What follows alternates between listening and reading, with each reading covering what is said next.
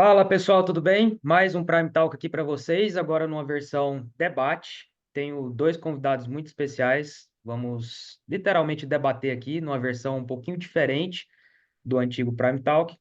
Vamos jogar para você que está assistindo agora também, dar a sua opinião aí nos comentários sobre os principais assuntos que têm dominado a área pericial, a carreira no âmbito jurídico e, por que não dizer, as principais experiências que esses profissionais têm tido durante os seus trabalhos.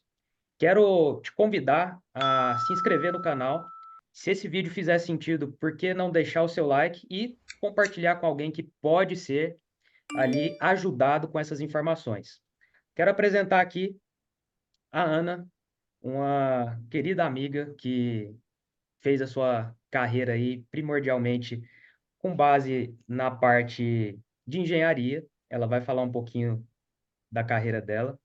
Temos também o Lúcio, um cara que a dedicação dele está sendo exemplificada nos laudos, nos pareceres técnicos, com bastante zelo, com bastante cuidado.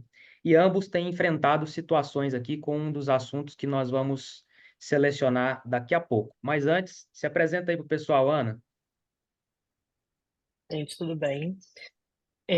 Sou engenheira civil de formação. É, Trabalhei durante muito tempo em empresa, com gerenciamento, planejamento de grandes empreendimentos. E chegou um momento que eu preferia sair e tentar essa vida de perito. É uma coisa super diferente, né? Cada dia a gente tem um desafio completamente diferente. E eu conheci o Tiago fazendo curso, né, me especializando na parte de grafo, doc digital, para complementar essa minha área aí da engenharia civil. É, é isso. Show de bola. Fala aí, Lúcio. Conta um pouquinho da sua história. Olá, Thiago, Ana. Em primeiro lugar, agradecer a participação. É enriquecedor poder participar e tentar, de alguma forma, contribuir com o pouco ou o muito que a gente sabe para determinados públicos do ramo pericial e até futuros colegas que venham a fazer parte desse mundo que é muito interessante, vinculado à perícia grafotécnica, documentoscópica. Sou formado em administração. Conheci o Tiago pela Studio Prime. Tenho especializações em grafo, doc, tradicional, e agora venho me preparando para entrar no mundo digital, com análise de assinaturas eletrônicas, documentos digitais, e quem sabe no futuro próximo poder contribuir com a Studio de alguma forma também, em algumas ideias, como nós peritos e alunos podemos contribuir com as instituições que conseguirão fornecer o melhor conteúdo de qualidade que realmente os peritos precisem. Não só vender cursos, fazer promessas ilusórias de que a carreira pode proporcionar um mar de retornos financeiros. Tem algumas coisas que precisam ser ponderadas. Então, na estude com o Tiago, com a Ana, com outros colegas do Prime Club também, que é um outro projeto da Estúdio Prime, a gente vem aprendendo muito. Então, a gente tenta passar isso de uma forma que a gente consiga aprender também. Não só discutir no sentido de debater, aprender tudo que pode contribuir ou para mim, para você, para o outro. E é isso. Vamos tentar fazer um debate enriquecedor aqui para todos. Muito bom. E vai ser quase que uma forma de externalizar, né, o que nós vivenciamos em diversas noites lá no Prime Club, de forma muito descontraída, trocando experiências, né? A ideia aqui é passar um pouquinho do que é a realidade, né? Pouca gente fala da realidade, e eu quero estabelecer aqui, até pegando uma inspiração nos debates políticos, né? Levantar um tema, e aí cada um de vocês faz uma primeira argumentação, depois uma réplica e uma tréplica, e a gente vai debatendo e discutindo sobre o assunto.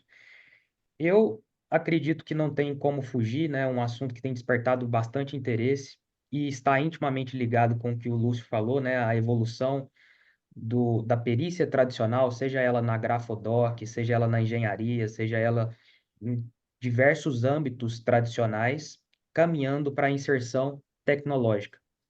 E na época da pandemia, a tecnologia, os estudiosos de plantão aí estimam que nós antecipamos aí no mínimo 5 anos de evolução tecnológica, durante aquele período. E foi um período onde o judiciário teve que se reinventar, né? O judiciário precisou estabelecer ali novas condutas, novos critérios, legislações especiais para aquele período que a população mundial estava vivendo, né? E o Brasil não ficou atrás. Precisávamos, nos reinventar e colocar ali alguns dispositivos para não deixar a máquina parar, né? Os processos continuavam, as pessoas continuavam tendo seus problemas, precisando de soluções. E, finalmente, vou levantar o tema aqui, a coleta remota, né? A coleta de padrões remota, a coleta de informações, as diligências remotas, né? Porque ficou muito conhecida pelo pessoal da grafoscopia e documentoscopia, mas as diligências remotas elas podem ser as mais variadas, desde uma exposição de documento até uma, um fornecimento, né, de documentação, enfim, existem várias formas de se estabelecer isso digitalmente. Mas eu quero levantar esse tema e já começar contigo, Ana. Começar aqui pelas mulheres. Queria que você comentasse aí uma experiência positiva sua, né? Vamos tentar fazer aqui um contrapeso, uma balança, né? Uma experiência positiva sua com a coleta remota. E aí, na sequência, o Lúcio faz o contraponto com o que ele acha de negativo. Assim, eu não tive uma experiência ainda de coleta remota, Thiago. Eu posso pontuar aqui pontos positivos de fazer uma coleta remota. Começa pela questão do tempo, né? Você diminui o tempo de deslocamento, dependendo de como for, não só o tempo, quanto o custo, né? Às vezes você tem que ir para um outro estado, para uma outra cidade, e você diminui aí esse custo, esse tempo. Então, isso é um ponto positivo. E eu acho que de positivo parou por aí.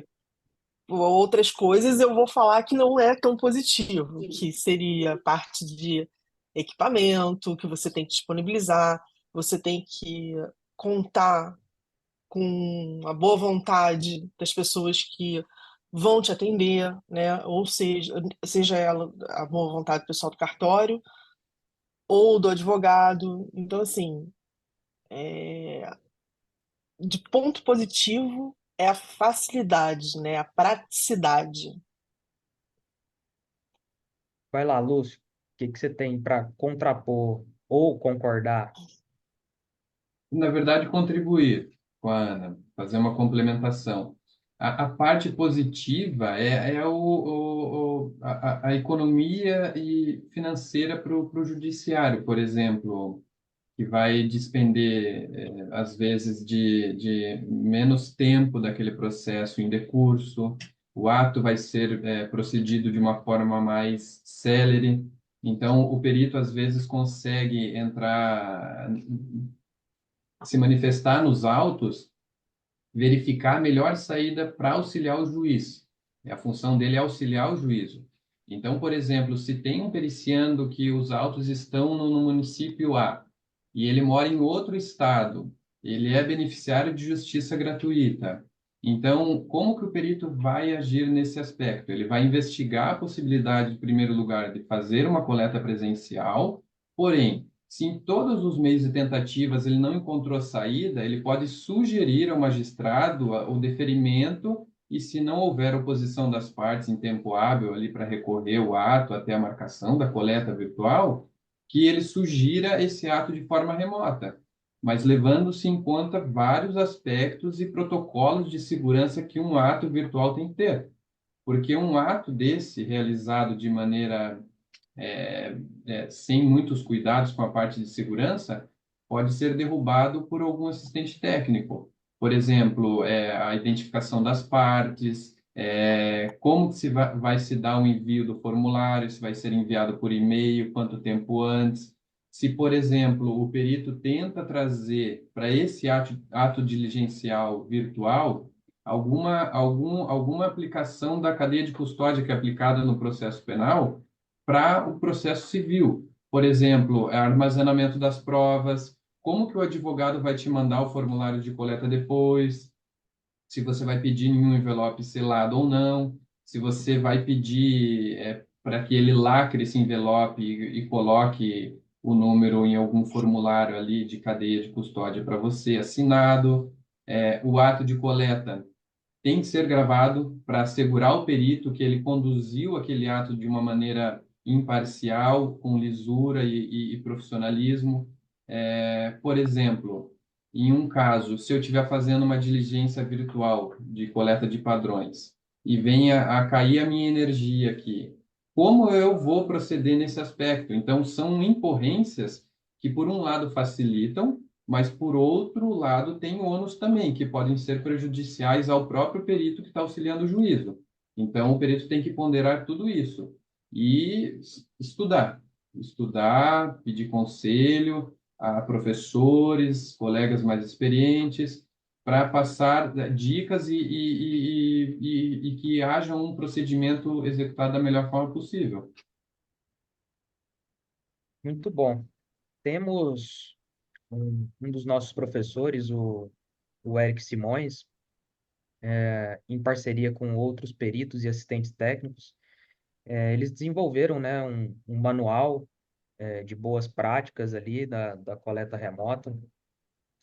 Eu confesso que é um assunto que gera muita polêmica, né, porque pelo fato dele ter facilitado, né, dele ter quebrado barreiras ali, principalmente geográficas, e talvez isso seja um ponto negativo para o lado do aprendizado, porque algumas pessoas, alguns mentores e algumas instituições se valeram disso para vender uma falsa ilusão para os peritos início de carreira de que a perícia é um mar de rosas, do sentido que você faz um curso, se cadastra e pode trabalhar no Brasil inteiro da sua casa. Teoricamente pode, ele não está mentindo. Esse mentor, essa instituição não está mentindo. Realmente, da sua casa, tendo um bom computador e um acesso à internet, você se cadastra no Brasil inteiro, você pode trabalhar pelo Brasil todo, exceto algumas especificidades. Por exemplo, a Ana, depois eu queria que você comentasse, Ana, essa questão do Rio de Janeiro, de ter esse pedágio, né? Essa quase que aprovação, né? Que o tribunal pede ali daqueles 2 anos para você estar começando a trabalhar. É, talvez é uma peneira, né? Para você selecionar ali e ter profissionais um pouquinho mais experientes já ingressando na perícia judicial. Mas, via de regra, não é uma mentira, né? Você pode se cadastrar. O problema é o que vem com esses cadastros, né? Porque uma coisa é você fazer uma coleta remota dentro da sua própria cidade. Se tudo der errado, você tem condição de pegar um Uber, pegar o seu próprio veículo, que seja um transporte público, se dirigir até o tribunal, se dirigir até o periciando, se dirigir até um cartório e resolver isso pessoalmente. Em contrapartida, se você está ali a 600 quilômetros, 1.000 quilômetros de distância, né? O Brasil é um país de dimensões continentais. Isso começa a ficar caro, começa a ficar complexo, principalmente considerando passagem aérea. Não é algo barato se você precisa fazer de urgência, né? Experimenta. Vamos pegar um fluxo aéreo aqui bastante comum, né? Rio-São Paulo. Experimenta comprar uma passagem agora para ir no próximo voo. Não vai ser 3.000 das mais, reais. não vai ser das mais baratas, né? Por mais que seja um hub de passagem, né? E os aeroportos sejam de fácil acesso. Então, esse eu acho que é um ponto importante a ser considerado. E agora eu te devolvo, Ana, para você colocar aí as suas considerações de impacto negativo que você visualiza e também comentar rapidinho essa questão da experiência prévia que o Tribunal do Rio exige. Sobre a coleta remota, né, a minha experiência foi como assistente técnica e era um precatório que estava no sul. Na realidade, o periciando, ele morava no sul, ele tinha se mudado. E o que que aconteceu? A coleta foi feita no cartório, sem o acompanhamento do perito. Simplesmente, o escrivão, ele deu os formulários que foram mandados previamente pelo perito, imprimiu lá, o cara assinou, mostrou a carteira de identidade, o escrivão pegou e digitalizou aquilo dali numa péssima qualidade, mandou para o perito fez a perícia e concluiu com 100% de certeza que a assinatura era do cara. Então, assim, não teve preservação é, da prova, né, da coleta, não teve cadeia de custódia, não teve nada. Né? O ato da coleta foi um ato sem acompanhamento nenhum. Era para ter sido comunicado, assistente técnico, a gente ter acompanhado, junto com o perito, então não houve nada disso, não houve gravação. Então, assim, tudo que o Lúcio fez não foi feito no meu caso, né? Eu entendo que se perde um pouco quando você faz uma coleta, mesmo com toda a preservação dos dados, da forma, vamos dizer assim, quase perfeita, porque você tem a câmera do computador, é uma webcam de qualidade mais baixa, então, assim, você tem uma perda, né? O perito, ele não está vendo aquilo dali, ele não está conseguindo verificar realmente a velocidade com que o periciante está escrevendo, você tem um delay da comunicação, né, da internet. Então, acho que tudo isso atrapalha muito, né, a compreensão total do caso, né? Enfim, eu não sou a favor da coleta remota. Ainda mais, como você falou, né? Você se inscreve no Brasil inteiro. E um profissional com qualidade, ele não quer pegar todas as perícias do mundo, porque ele não vai ter tempo para aquilo ali e vai fazer uma perícia de baixa qualidade, né? Vai fazer uma análise de baixa qualidade rápida. Então, acho que a gente tem que prezar cada vez mais as pessoas. Perdi a palavra. Prezar Ai, gente. pelas pessoas que têm um pouquinho mais de cuidado na ter um zelo, né? Cuidado com as provas, com o próprio processo em si, né? Porque eu acredito que, assim, tudo isso que vocês falaram são vivências, são experiências que vocês estão ou tendo elas, vivenciando elas, ou acompanhando colegas que estão vivenciando, professores comentando, né? Eu, de certa forma, enxergo todo o processo digital, tecnológico que está ali à disposição para ajudar, ele é benéfico, mas em determinados pontos falta um pouquinho de bom senso. Algo que eu sempre levanto no Prime Club. Qual é a, o limite de trabalho que você tem? Poucos colegas conseguem me falar isso. Em que sentido? Quantos laudos você consegue elaborar em um mês? Qual que é o seu teto? Ah, eu consigo fazer 10 laudos, 20 laudos, 30 laudos? Não sei. Cada um tem um limite, cada um tem uma forma de trabalho. Por que que eu pergunto isso? Porque se você não sabe o seu próprio teto, o seu próprio limite, aonde você consegue chegar, como que você vai pulverizar a sua atuação por todo o Brasil? Porque você pode dar a sorte, entre aspas, de receber nomeação em todos os estados que você se cadastrar. E todas elas chegarem na mesma semana, ou no prazo ali de 10, 15 dias. E aí, como que vai ser essa demanda? Ah, Thiago, eu começo a recusar. Aí vem uma pegadinha, né, que eu já fiz, levantei um questionário uma vez no Instagram e poucos acertaram. Eu não sei se você que está assistindo, inclusive, sabe disso, mas a partir do momento que o perito se cadastra no tribunal, ele não tem opção de recusar a demanda. Ah, Thiago, mas e a escusa? A escusa, ela é exceção. E para você se escusar, tem lá, dentro do Código de Processo Civil, as possibilidades de se escusar. Dentre elas, a questão de suspeição ou impedimento, que também são aplicáveis aos magistrados, aos membros do Ministério Público, enfim. A outra seria alguma incompatibilidade técnica, né? Alguma incompetência técnica, por exemplo, não é difícil acontecer uma nomeação de quase ali invadindo a seara da computacional forense, né? Da mídia forense. É muito comum isso, porque, infelizmente, a separação, e depois eu quero tocar nesse ponto com vocês, os tribunais não faz uma separação muito bem feita das demandas em relação à parte científica que envolve. Então, às vezes, pelo simples fato de falar que existe um documento assinado, já pega um documentoscopista ou um grafoscopista.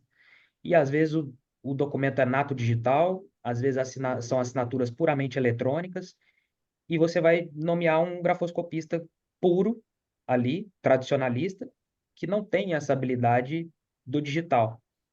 Isso acontece. Nesse ponto seria cabível ali uma escusa. Mas tirando essas peculiaridades aí, essas poucas exceções que existem, você não pode se excusar. E aí vamos imaginar que você foi agraciado aí com 20 nomeações, 15 nomeações na mesma semana. Todas elas aparentemente com o mesmo prazo. Vai variar ali alguma complexidade de diligência, ou algo diferente de uma para outra, mas a princípio a regra dos prazos ela é uniforme, a não ser que você precise de um prazo a mais para determinada situação. Então, essa é uma questão que me preocupa muito. Essas nomeações começarem a chover e você não ter uma condição de atendê-las. E nesse sentido, eu queria que você comentasse, Ana, você deixou passar a questão da experiência no Rio. O quanto Vou isso é falar. benéfico, né? Que talvez o Rio hoje seja um dos estados que mais paga melhor a justiça gratuita. Talvez seja até por isso, né? Um pouquinho mais de critério.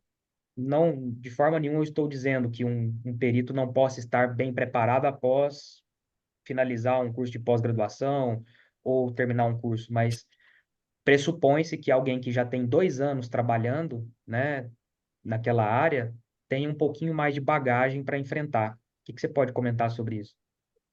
Na realidade, os 2 anos não é bem 2 anos de experiência, são 2 anos do teu registro profissional. Então, por exemplo, eu como engenheira, eu tenho CREA, né? Eu tenho que ter 2 anos de CREA. O grafotécnico, ele não tem um conselho, né? Ou ele é um administrador, ou ele é um engenheiro, ou ele é o próprio advogado, então ele teria que ter 2 anos daquele seu conselho para poder se cadastrar. Eu acho, no meu entendimento, eu acho ótimo. Porque você pode fazer parcerias. Quem acabou de se formar pode fazer parceria com um perito mais experiente e ele vai aprender ao longo daqueles 2 anos, né? Aquele tempo de experiência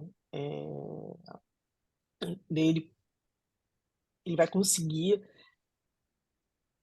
entender melhor o processo, porque quem sai de um curso de perícia, por mais que ele saiba a técnica, ele não entende processo, porque ele não é advogado, né? Burocracia, né?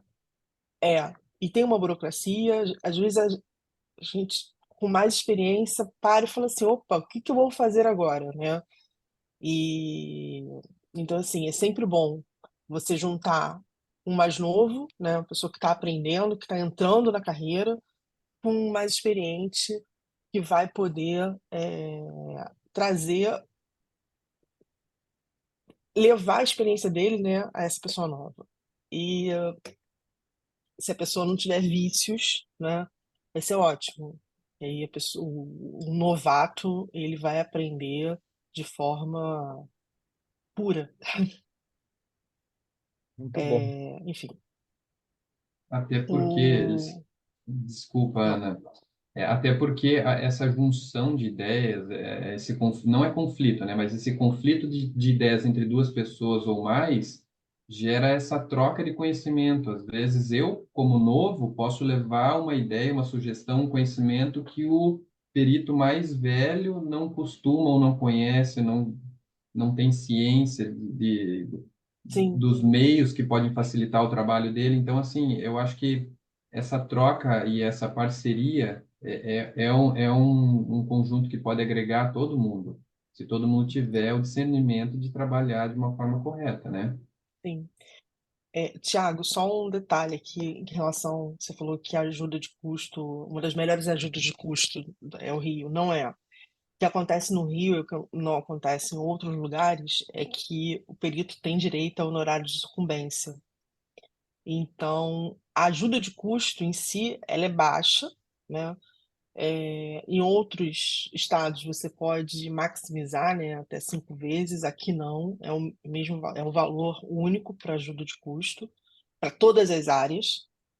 E só que se o autor, né, o réu, enfim, quem pediu a perícia e for beneficiário da justiça gratuita ganhar, você tem direito lá na frente dos honorários de sucumbência. Não é uma coisa automática, você tem que ficar acompanhando o processo, você tem que se manifestar no processo na hora certa para solicitar esses honorários, né? E isso Sim, vai acontecer de 4 a 5 anos ou mais, dependendo da vara, né? Isso é uma coisa boa do Rio, tem algumas coisas ruins, né?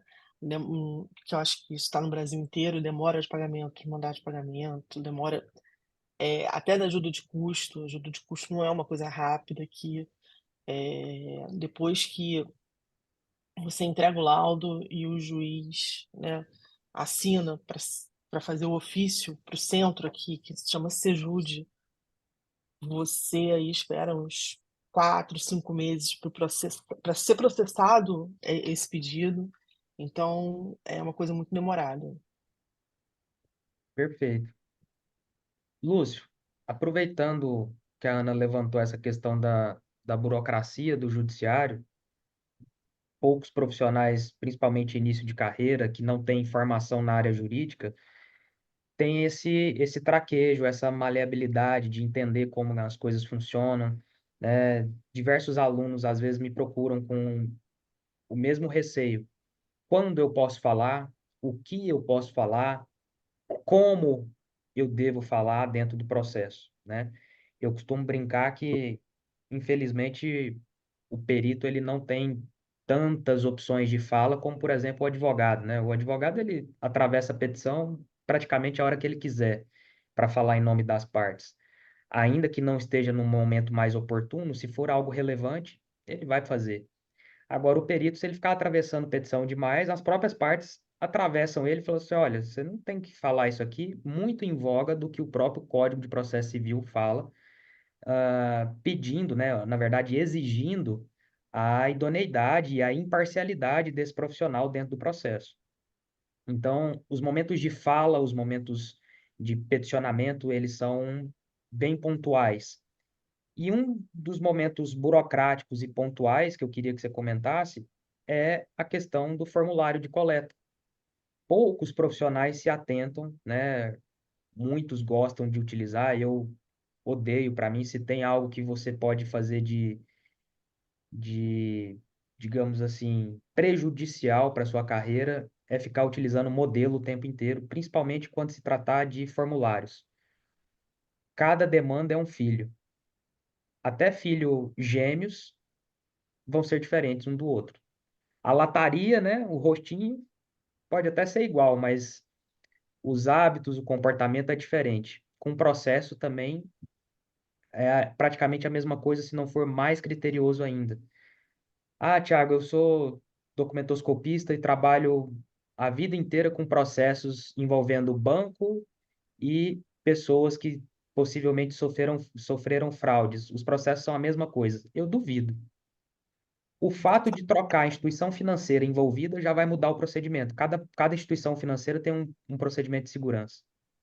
Então, eu queria que você falasse um pouquinho de experiências que você tem, né, de vivenciar isso, se realmente tem essas diferenças, que você está vivendo isso na pele, e o quão importante é a atenção no formulário de coleta e o quanto isso pode representar ali no momento dos exames, porque é onde você literalmente, como o próprio nome do documento fala, né, formulário de coleta, é onde você vai ter acesso aos padrões, a todo aquele arcabouço de documentos que não foi juntado no processo ainda, que você foi atrás. Ok.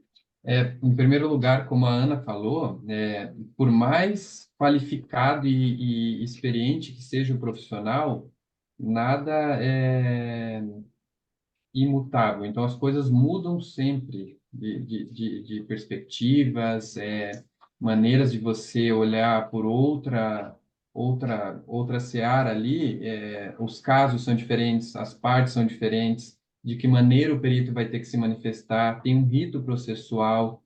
A Ana até comentou que ela mesmo, que possivelmente está já inserida no meio jurídico ali há muito mais tempo que eu, ela às vezes se depara com situações que às vezes ela tem que parar, respirar, ler para interpretar e saber se manifestar. Então, dessa forma, Tiago, todas as manifestações que eu venho fazendo, até por alguns equívocos cometidos, que nós somos humanos, tá? Nós somos sujeitos a falhas.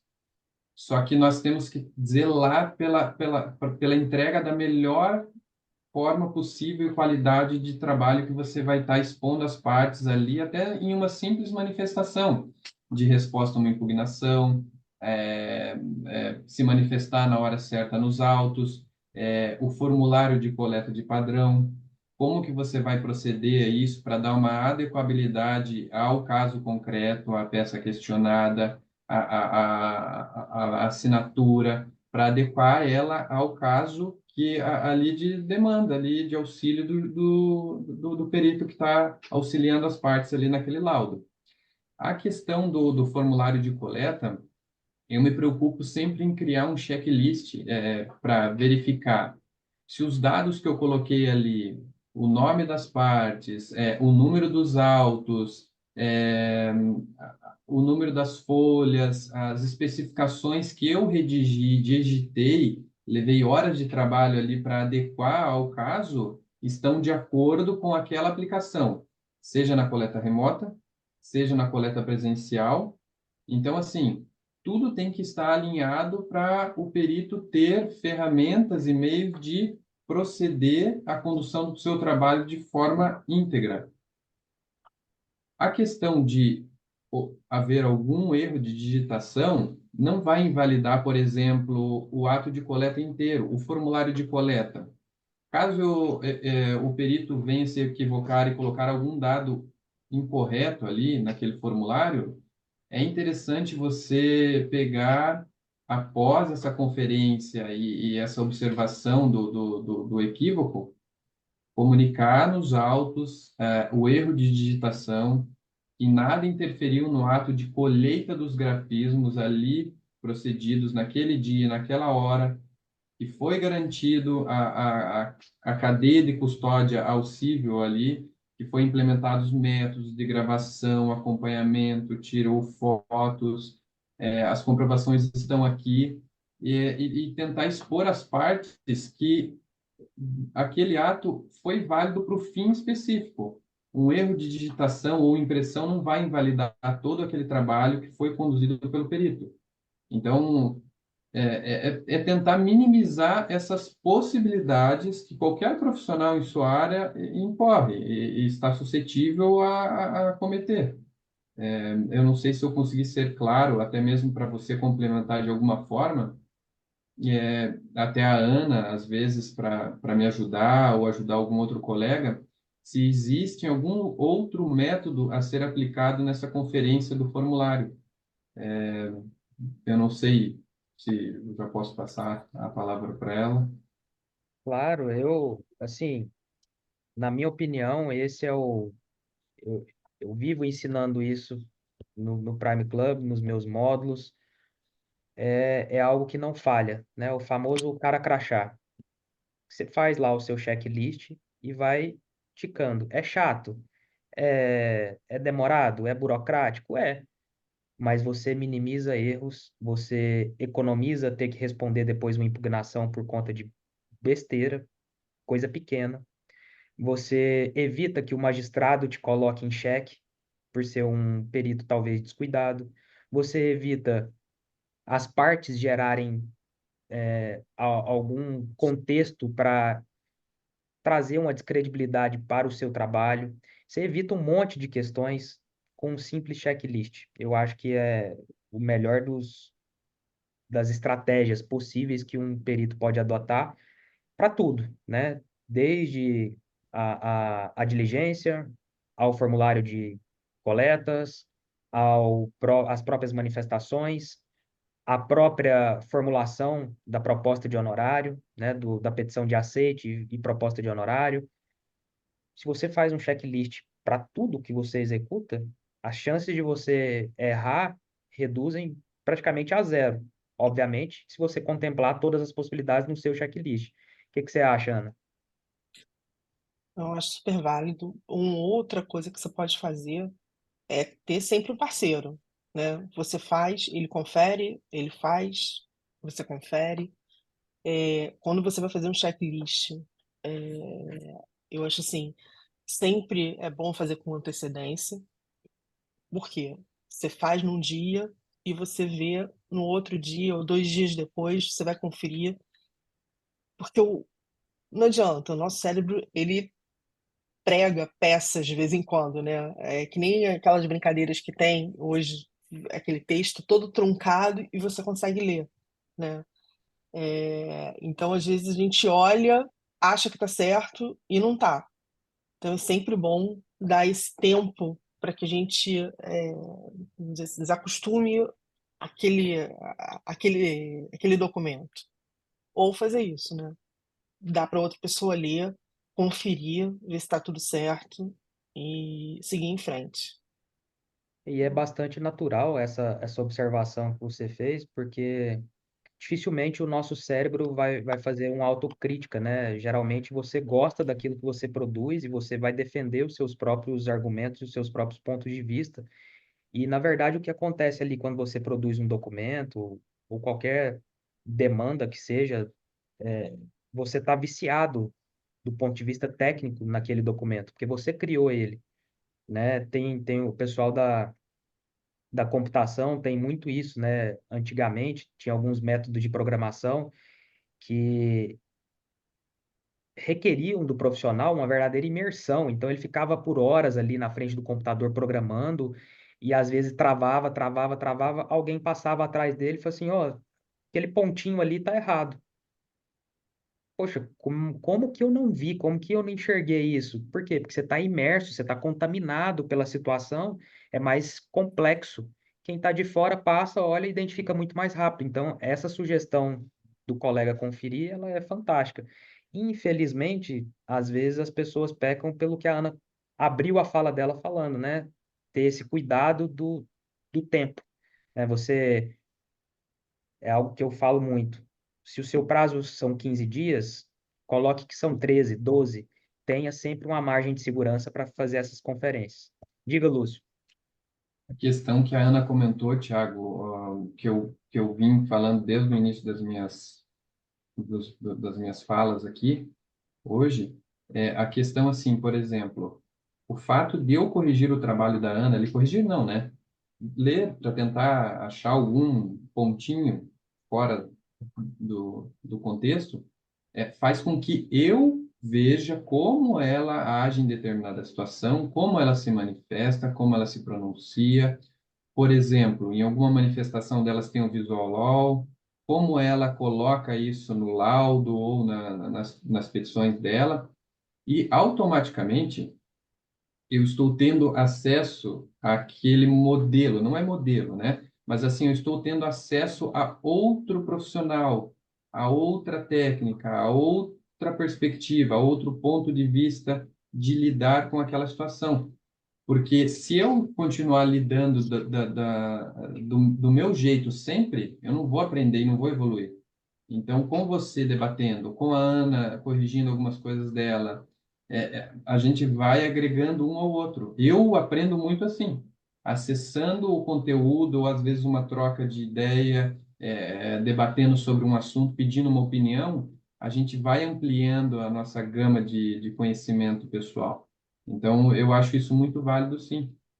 Ter a ajuda e o auxílio de quem se disponha a te ajudar mesmo, né? Porque vão ter aqueles colegas que vão só usurpar e querer benesses para si próprio. Quando você precisar deles, muitos não vão estar disponíveis para você. Então você tem que se cercar de pessoas boas, que tenham conhecimento técnico eficaz, um bom profissional, sabe, qualificado. Então você vai sabendo filtrar o que usar, o que não usar.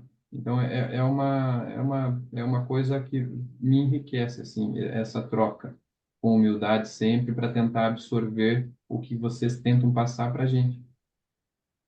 Muito bom. E agora, para a gente encaminhar para o encerramento, eu queria fazer essa contextualização aí, que eu gosto muito. Para você que está assistindo aí, que está entrando agora no mundo da perícia, talvez tenha se assustado, né? Principalmente se você não tem formação na área jurídica, ou se tem também, né? Pode estar pensando, o que que esse povo doido está comentando aí de cadeia de custódia na área civil? Isso não existe. Realmente, o Instituto da Cadeia de Custódia é um elemento da seara criminal. Mas, no nosso ordenamento jurídico, tudo aquilo que teoricamente não é proibido é permitido.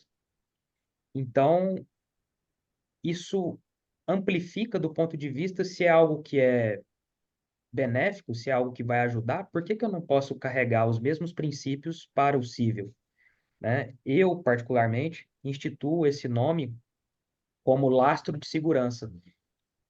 Eu, como a maioria dos alunos e quem me conhece sabe que eu não gosto da perícia judicial, eu sou um amante da assistência técnica por entender que depende mais exclusivamente de mim e não de uma nomeação de um terceiro para eu poder receber um trabalho.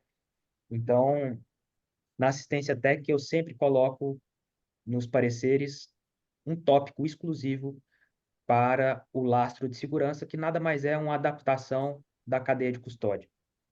E por que que eu faço isso? Por tudo aquilo que o Lúcio e a Ana comentaram, e que é o nosso tema aqui, né? A coleta remota.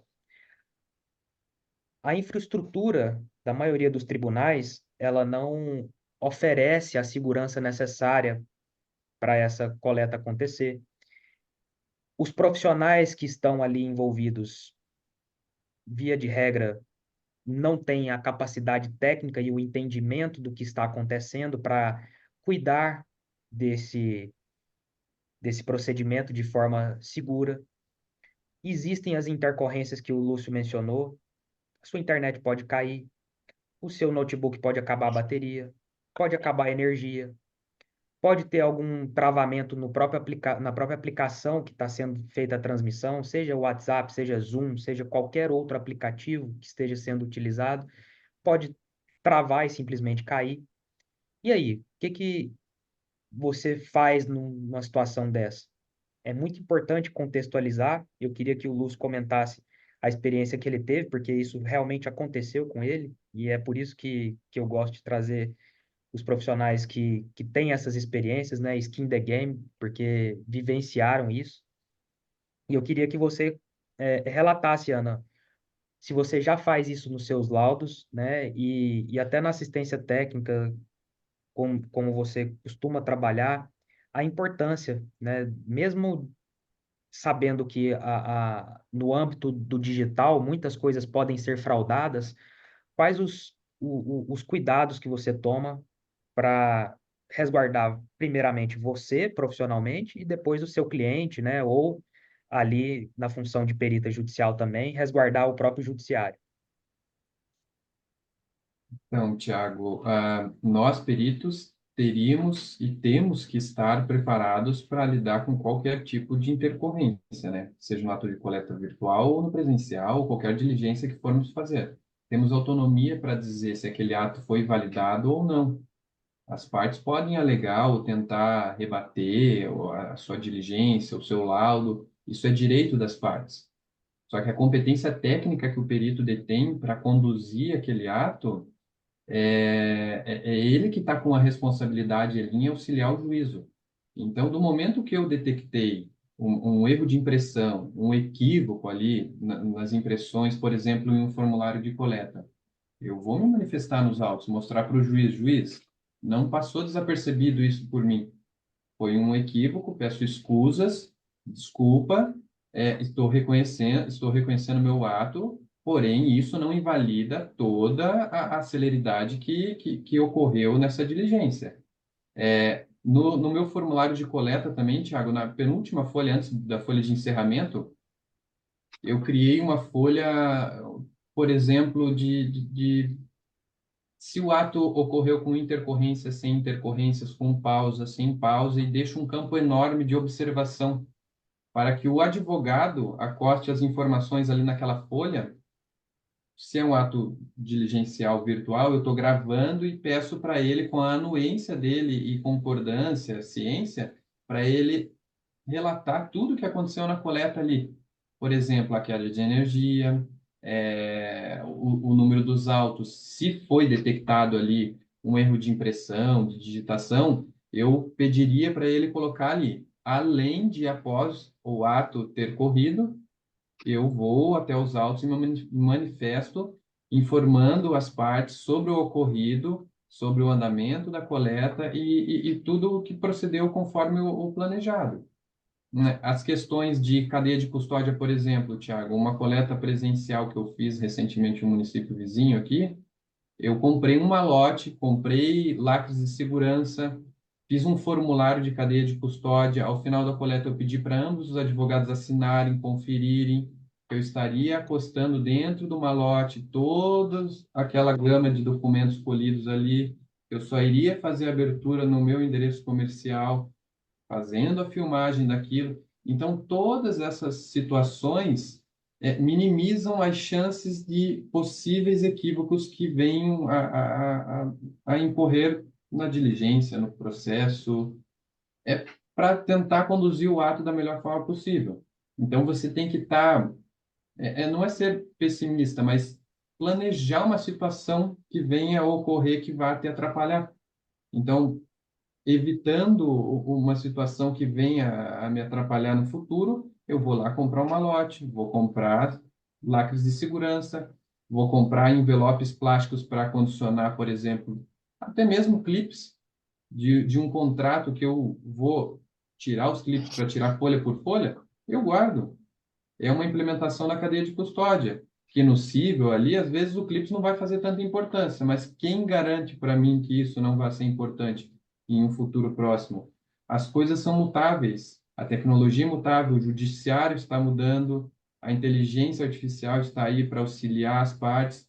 Então, assim, vai de nós nos prepararmos desde já para aprimorar o nosso trabalho e automaticamente aprimorar o trabalho entregue para o magistrado. Perfeito.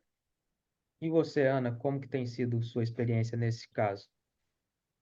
Bem, como a gente não faz perícia remota, né, só presencial, ao final de cada diligência, a gente leva o scanner portátil, tem uma qualidade muito boa, e já faz a digitalização dos formulários ali. Pensando no quê? Às vezes a gente nem sempre consegue marcar dentro do escritório. Então a gente vai até um cartório, pode ser longe de casa. Então, se acontece alguma coisa no trânsito, a gente tem aquele documento todo já digitalizado. Assegura que houve a diligência, né? Quando tem, mesmo quando não tem, né, a outra parte tem assistente técnico, enfim, quando não tem, a gente pergunta se o periciando ele quer levar, né, quer tirar foto daquilo dali, ou ele quer receber o arquivo em PDF do que ele assinou. Então, assim, a gente tenta, da parte presencial, minimizar os riscos, né? Até para não ter que fazer uma nova diligência, que atrapalhe não só a gente, mas atrapalha também o periciando, que tem que ir de novo no local, enfim, mais ou menos por aí. E a gente acondiciona tudo em saquinhos plásticos, e guarda. A gente não joga fora, não descarta nada. A gente tem lá coisa de 5 anos atrás e tá lá, paradinho, vai aumentando, né? Agora, quando é uma perícia na ato digital, aí muda um pouco de figura, que você precisa toda da parte do hash, enfim, e a gente faz toda uma proteção do que a gente recebe e até do resultado. A gente tem ali tudo monitorado com hash, né? Perfeito. E aí, por fim, eu queria comentar uma dica e depois ouvir a opinião de vocês, se vocês concordam. Gosta da coleta remota? É algo que faz sentido para você? Então, adote procedimentos de segurança que vão, primeiro, assegurar a sua carreira, para você não se colocar numa situação de comprometimento em relação às partes, em relação a advogados, em relação ao próprio tribunal, ao juiz. E se eu pudesse aqui, né, te fornecer uma dica, crie esse protocolo de segurança próprio, como, por exemplo, um tutorial para a pessoa que vai te auxiliar, seja o advogado, né, seja um membro da escrivania, né, da vara civil que você está ali trabalhando, seja um advogado correspondente que você possa pedir um auxílio, seja um colega que está na comarca e vocês têm essa parceria trabalhando, você tem que ter o seu manual, o seu tutorial, né, de boas práticas. O que que você tem ali de primeiros passos, né? E aí, a vertente do digital. Eu auxiliei um colega recentemente, onde eu achei muito interessante, nós construímos junto essa linha de raciocínio, porque veja o seguinte, no Nato Digital tem diversas possibilidades de levantar questionamento. Por exemplo, eu já vi colegas falando que receberam documentos compartilhados via WhatsApp. Se você não é da perícia, se você está entrando agora, saiba que o WhatsApp ele é um destruidor de dados, né? Ele compacta tudo, ele reduz qualidade, ele modifica muita coisa. Só por aí já não é o mesmo documento original que você está periciando. Não é seguro, principalmente se esse WhatsApp não é o oficial da vara, da escrivania, e eu acho muito temerário ainda que seja. E-mail, para você compartilhar documentos por e-mail, tem que ser mediante um padrão. E aí foi a linha de raciocínio que nós identificamos e trabalhamos juntos dentro dessa petição para o colega. Poxa, vai compartilhar um documento? Coloque dentro de uma pasta compactada, coloque senha, assine esse documento com um certificado digital, calcule o hash desse documento, salve tudo isso num outro documento e mande junto com o e-mail. Porque qual que é o primeiro passo depois que a pessoa abrir o e-mail e extrair o documento? Calcula o hash. Se tiver diferente, já teve alguma alteração. A senha. Pressupõe que você vai ter compartilhado essa senha somente com quem precisa ter contato com esse documento. E por aí vai. Diversas implementações básicas de segurança que se você cria o seu protocolo e você coloca isso na sua metodologia de trabalho, dificilmente você vai ser impugnado. E eu queria escutar de vocês se vocês concordam com isso e se tem mais ideias aqui para a gente fechar esse debate aí sobre coleta remota e as questões periféricas que envolvem esse assunto. Eu concordo plenamente com você. Infelizmente, isso não é feito por nenhum advogado. Todo advogado acha, quando é ato digital e você pede documento, você pede documento original, extraído do sistema, enfim, eles colocam dentro do processo. E aqui no Rio, a gente tem 2 portais ainda, tem um portal mais antigo, em que ele contamina o PDF, porque ele põe, um selinho com o número da página e embaixo a assinatura. E ele não tira, você não tem como extrair o arquivo que foi feito o upload, né. Então ele contaminou aquele PDF. É uma Já no chancela, mas que PJE não deixa de mudar, né, o documento. muda tudo, né. E no PJE você consegue baixar o documento, vamos dizer assim, que foi feito o upload pelo advogado, mas ele, ainda fica uma dúvida, né, se realmente o PJE não faz nenhuma modificação, enfim. Então, por exemplo, imagem, você não consegue subir com JPEG, né, que normalmente é um arquivo de imagem da selfie. Então ele sobe com PDF.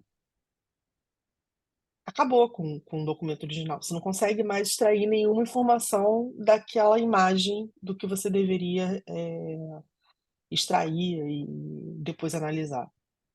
Então, assim, essa cartilha para advogado é ótima.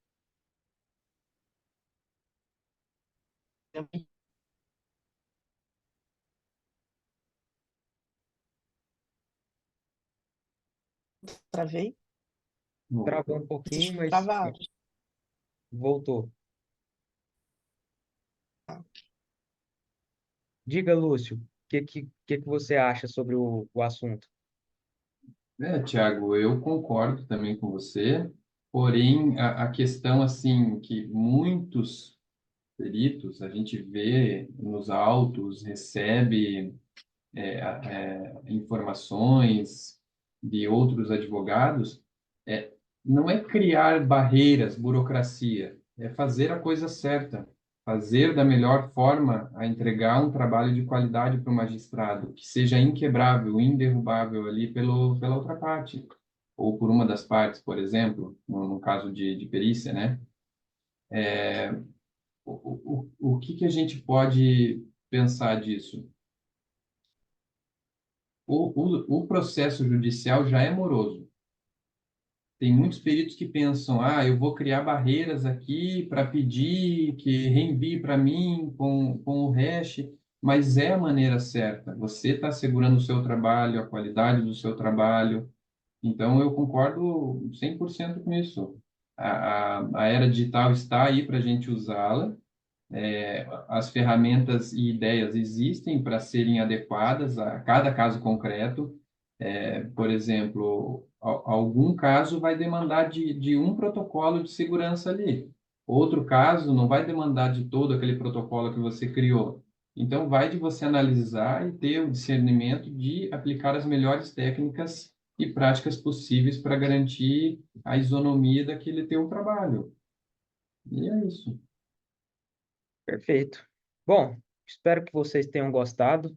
Esse foi o primeiro debate aqui com um assunto polêmico, né? Que tem divergido ideias aí. Tem gente que gosta, tem gente que não gosta. Deixa aí nos comentários se você gosta da coleta remota, se você já fez coleta remota, quais foram as suas experiências. Deixe também a sua crítica, o seu elogio. Vamos sempre aprimorar e buscar transmitir experiências para que a carreira pericial e a carreira dos profissionais que estão dentro do judiciário estejam cada vez mais capacitadas para enfrentar essas situações. Ana, quero te agradecer, né, pelo tempo, pelo carinho, pela atenção e principalmente pelas experiências compartilhadas aqui. Você também, Lúcio.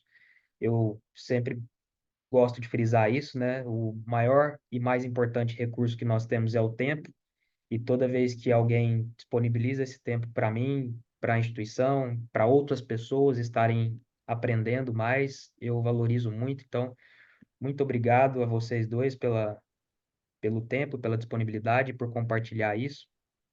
Espero que as pessoas possam ter a consciência, né, dos atos que elas estão praticando, da carreira que elas estão se propondo a seguir ou já estão atuando, que aprimorem, né, o seu nível de atuação.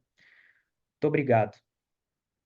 Muito obrigada pelo espaço, pelo tempo também. É sempre bom. A gente está, assim,